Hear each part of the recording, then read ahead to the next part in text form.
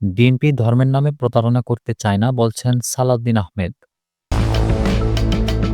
এদিকে জামায়াতের সঙ্গে বৈঠকে বসেছে ইসি এবং সুষ্ঠু ও উৎসবমুখর নির্বাচনের জন্য সব ব্যবস্থা নেওয়া হচ্ছে জানিয়েছেন স্বরাষ্ট্র উপদেষ্টা। এদিকে আদালত অবমাননা অব্যাহতি পেলেন অ্যাডভোকেট ফজলুর রহমান। সর্বশেষ জানাবো এমপিওভুক্ত শিক্ষকদের জন্য সুখবর, দীর্ঘদিনের প্রত্যাশা পূরণ। শুনছিলেন সংবাদ শিরোনাম। পুরো খবর জানতে ভিডিওটি শেষ পর্যন্ত দেখুন। সর্বশেষ খবর পেতে চ্যানেলটি সাবস্ক্রাইব করুন। এবারে জানিয়ে দেব বিস্তারিত। বিএনপি ধর্মের নামে প্রতারণা করতে চায় না বলছেন সালাউদ্দিন আহমেদ।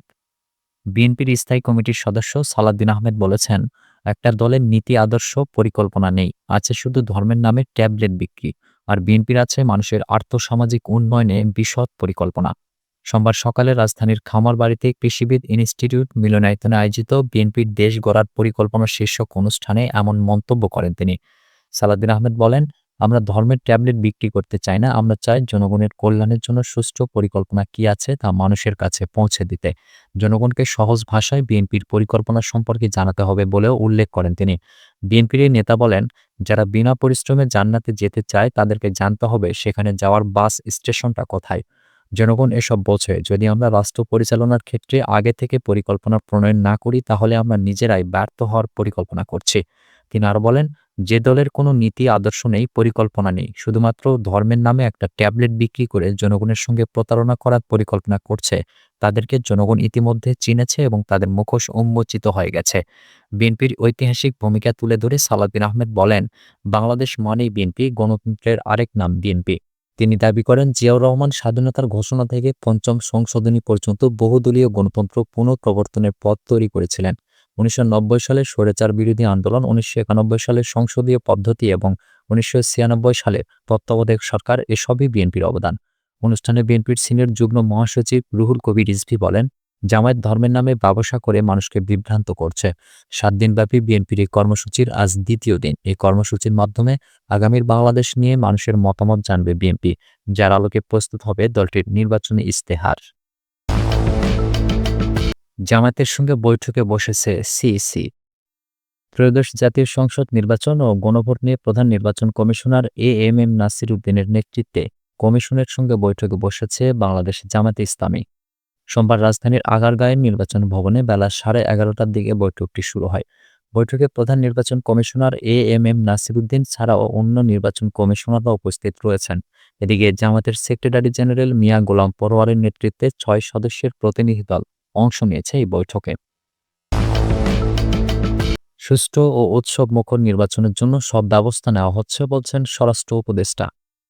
নির্বাচনের জন্য সার্বিক প্রস্তুতি চলমান। উৎসবমুখর, সুষ্ঠু ও গ্রহণযোগ্য ভোটের প্রেক্ষাপটে সব ধরনের পূর্ব প্রস্তুতি এগুচ্ছে, এমনটাই জানিয়েছেন স্বরাষ্ট্র উপদেষ্টা লেফটেন্যান্ট জেনারেল অবসরপ্রাপ্ত মোহাম্মদ জাহাঙ্গীর আলম চৌধুরী।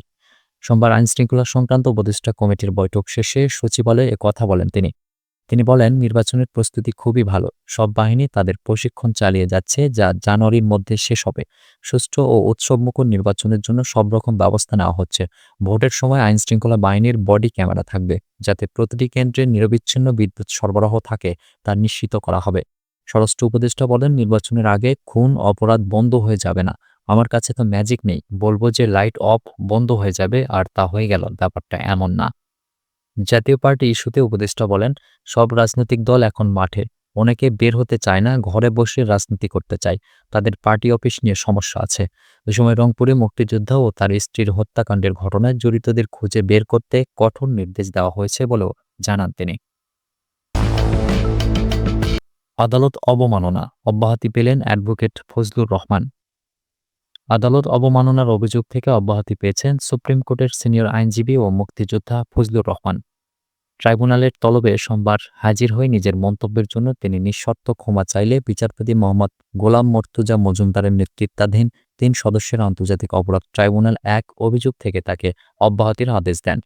আদালতে ফজলুর রহমানের পক্ষে শুনানি করেন সিনিয়র আইনজীবী জৈনুল আবদিন ও ব্যারিস্টার রুহুল কুদ্দুস কাজল। এ সময় ট্রাইব্যুনালে ফজলুর রহমানের পক্ষে ছিলেন ব্যারিস্টার কায়সার কামাল ও অ্যাডভোকেট গাজী কামরুল ইসলাম সজল সহ বিএনপির অন্যান্য আইনজীবী। অন্যদিকে ট্রাইব্যুনালে প্রসিকিউশন পক্ষে শুনানি করেন প্রসিকিউটর গাজী এম.এইচ তামিম। এ সময় ট্রাইব্যুনালের চিফ প্রসিকিউটর মোহাম্মদ তাজুল ইসলাম সহ অন্য প্রসিকিউটররা উপস্থিত ছিলেন। উল্লেখ্য, গত ২৬ নভেম্বর ফজলুর রহমানের বিরুদ্ধে আদালত অবমাননার একটি অভিযোগ আনে প্রসিকিউশন, যেখানে গত ২৩ নভেম্বর বেসরকারি টেলিভিশন চ্যানেল 24 এর মুক্তবাক রাজনীতির তর্ক-বিতর্ক টকশোতে দেওয়া ফজলুর রহমানের বক্তব্যকে আদালত অবমাননা উল্লেখ করে তার বিরুদ্ধে অভিযোগ আনা হয়। গত ৩০ নভেম্বর আন্তর্জাতিক অপরাধ ট্রাইব্যুনাল ১ আদালত অবমাননার অভিযোগের বিষয়ে ব্যাখ্যা দিতে সশরীরে ফজলুর রহমানকে হাজিরের নির্দেশ দিয়ে ৮ ডিসেম্বর দিন ধার্য করেন। এমপিওভুক্ত শিক্ষকদের জন্য সুখবর, দীর্ঘদিনের প্রত্যাশা পূরণ।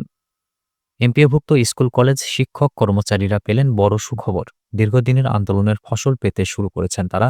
নভেম্বর মাসের বেতনে যুক্ত হলো অতিরিক্ত বাড়ি ভাড়া ভাতা। এর মধ্যে নভেম্বর মাসের বেতনের সরকারি আদেশ জারি করেছে শিক্ষা মন্ত্রণালয়ের মাধ্যমিক ও উচ্চ শিক্ষা বিভাগ। এতে মন্ত্রণালয়ের প্রতিশ্রুতি দেওয়া ৭.৫০% বাড়ি ভাড়া ভাতা রয়েছে। এমপিওভুক্ত শিক্ষা জাতীয়করণ প্রত্যাশী জোটের সদস্য সচিব ও বাংলাদেশ মাদ্রাসা শিক্ষক কর্মচারী ফোরামের সভাপতি অধ্যক্ষ দেলোয়ার হোসেন আজিজি এ তথ্য জানিয়েছেন। সোমবার সামাজিক যোগাযোগ মাধ্যম ফেসবুকে লিখেছেন, ৭.৫% বাড়ি ভাড়া সহ স্কুল কলেজের শিক্ষক কর্মচারীদের নভেম্বর মাসের বেতনের জিও জারি করেছে শিক্ষা মন্ত্রণালয়। বাড়ি ভাড়ার নতুন যুগে এমপিওভুক্ত শিক্ষকরা কর্মচারীরা আন্দোলনের পরিপ্রেক্ষিতে বেসরকারি শিক্ষা প্রতিষ্ঠানে কর্মরত এমপিওভুক্ত শিক্ষক কর্মচারীদের বাড়ি ভাড়া ভাতা ১৫% বাড়ানোর সিদ্ধান্ত নিয়েছে সরকার। অর্থ মন্ত্রণালয়ের এক চিঠিতে বলা হয়েছে, বেসরকারি শিক্ষা প্রতিষ্ঠানে কর্মরত এমপিওভুক্ত শিক্ষক কর্মচারীদের বাড়ি ভাড়া ভাতা বৃদ্ধিতে অর্থ বিভাগের সম্মতি প্রদান করা হয়েছে। সরকারের বিদ্যমান বাজেট সীমাবদ্ধতা বিবেচনায় নিয়ে ১ নভেম্বর থেকে বাড়ি ভাড়া ভাতা মূল বেতনের ৭.৫% হারে সর্বনিম্ন ২,০০০ টাকা এবং ২০২৬ সালের ১ জুলাই থেকে অতিরিক্ত আরও ৭.৫% সহ ১৫% হারে সর্বনিম্ন ২,০০০ টাকা নির্ধারণ করা হয়েছে। সুপ্রিয় দর্শক, এই ছিল এখনকার মতো সর্বশেষ সংবাদ। পরবর্তী সংবাদ দেখার আমন্ত্রণ রইল।